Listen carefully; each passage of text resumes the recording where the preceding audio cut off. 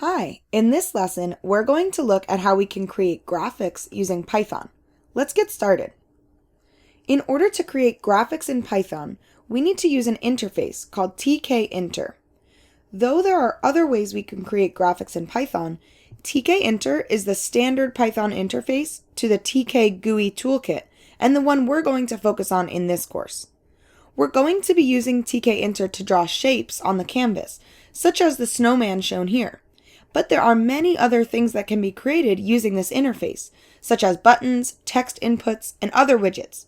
You can find more information about TKInter in the link in the Docs tab. In order to use TKInter, we need to import the library at the beginning of our program. To do this, we simply type from TKInter import star. The star tells the computer to import all of the items found inside the TKInter library. We then write root equals tk and add our commands underneath. At the end of our program, we type main loop to run all of our commands. This template will be provided for you as a starter code for any graphics programs we write, so you don't have to memorize it. Before we begin writing programs, let's take a look at the coordinate system we'll be using with Python graphics. This coordinate system is different from the coordinate system you saw with Tracy. As you can see, the 0, 0 point is located in the top left-hand corner. The x values increase as we move right, and the y values increase as we move down. For example, this point would be located at 200 in the x direction and 0 in the y direction. And this point would be located at 100 in the x direction and 200 in the y direction. From these values, we can see that our canvas is 400 pixels wide and 300 pixels tall. When we begin our programs, we can actually choose the size of the canvas we're going to be drawing on.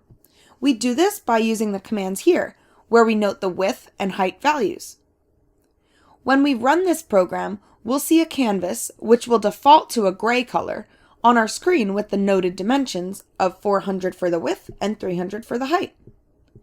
If we instead used a height and width of 200, we would see a smaller canvas area. We can also change the background color of the canvas because we obviously want to use colors other than gray. We can use one of the two attributes to change color, either using the word background or simply the letters BG. We can use color names or hex codes to note the color. Okay, let's take a look at how we can actually add shapes to this canvas. Right now we're starting out with a 400 by 300 blue colored canvas.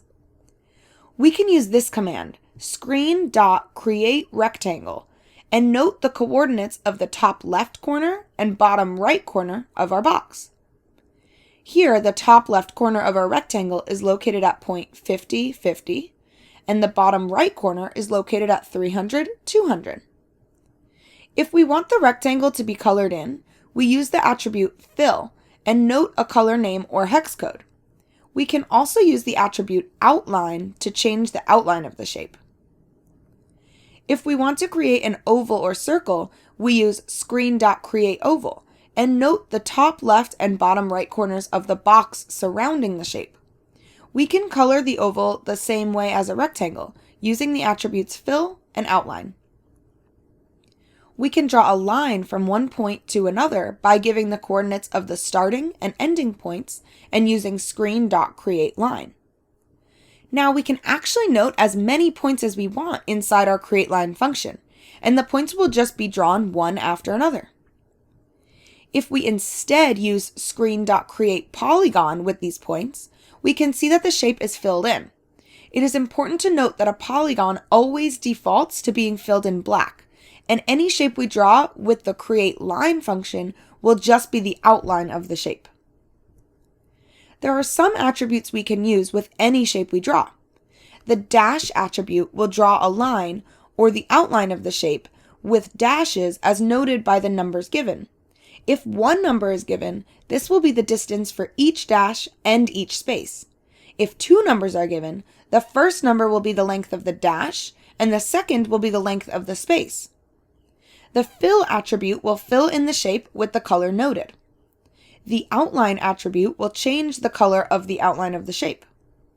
The width attribute will control the thickness of the shape's outline. Let's go to our code editor to use these functions and attributes to create some cool graphics. We're going to complete this exercise where we're being asked to draw the flag of Japan, which has a white background with a large red circle in the center. We are given some constant values, and before we get to writing our program, let's take a minute to plan. We know that when we draw a circle or oval, we need to give the coordinates of the top left-hand and bottom right-hand corner of the box surrounding the shape. So we'll first need to figure out exactly where this point should be located. Well, we know the entire canvas is 400 pixels wide. This means that it is 200 pixels to the center of the circle. If the circle has a radius of 100 pixels, we can subtract this value and find that the x value of the first point should be 100. Now let's figure out the y position of this point. If the height of the canvas is 300 pixels, then it would be 150 pixels to the center of the circle. And if the circle has a radius of 100 pixels, we can subtract these values to get a y value of 50 pixels.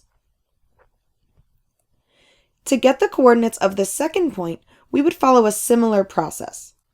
We would add the 200 pixels to get to the center of the canvas to the 100 pixels from the radius of the circle to get an x-coordinate of 300. And for the y value, we could add the 150 pixels from the top of the canvas to the center of the circle to the 100 pixels from the circle's radius and get a y-coordinate of 250. Let's go write this in the editor. We're starting with the skeleton of our program already given to us, where TKInter is being imported and main loop is being called at the end to add our shapes to the screen. First, we need to create our canvas. I can do this by writing screen equals canvas root width equals canvas width height equals canvas height. And I want to make sure the background of my canvas is white and not gray. So I'm going to add BG equals white. I'm also using the variables of canvas width and canvas height to control the size of my canvas rather than typing in the values directly. It's important to note that we can use variables all throughout our Python graphics programs, just as we would in our Python console programs and how we did with Tracy. I'm then going to have to write screen.pack to make sure that my shapes are correctly placed on the canvas of this size. Now let's draw our circle. I'm going to write screen.createOval, and I'm going to put in the values that we calculated previously. So 100, 50, 300, 250.